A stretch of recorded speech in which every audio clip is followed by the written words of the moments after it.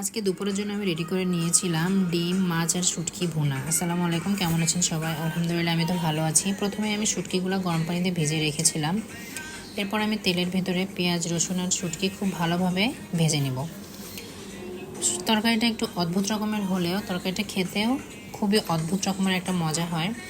প্রথম যেদিন আমি তরকারিটা খেয়েছিলাম, আমি ভেবেছিলাম তরকারিটা কীভাবে খাওয়া হবে, ডিম, মাছ, শুটকি সব একসাথে কীভাবে রান্না করা যাবে। কিন্তু রান্নার পরে তো আমি অবাক হয়ে গিয়েছিলাম। তরকারিটা খেতে অনেক মজা। এই রান্নাটা ফেনী নোয়াখালীর একটা বিখ্যাত রান্না। এই তো পরিমাণ মতো সব মশলাগুলো আমি ভালোভাবে কষিয়ে নিয়েই শুটকিগুলোর সাথে শুটকি সিদ্ধ হয়ে যাওয়া পর্যন্ত কষাবো। এরপর যখন শুটকিটা সিদ্ধ হয়ে যাবে ঠিক তখনই আমি মাছগুলো দিয়ে ভালোভাবে কষিয়ে নেব।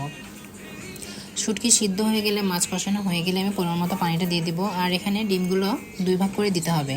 ডিমের কুসুমটা যখন ঝোলের সাথে মিশে যাবে তখনই তরকারিটার টেস্টটা বেড়ে যাবে, ঝোলটা খেতে অসাধারণ মজা হয়। এই তো আর ছিল এখানে কচুরমুখী আর আম দিয়ে ডালটা আমি বাগার দিয়ে নামিয়ে নিয়েছিলাম।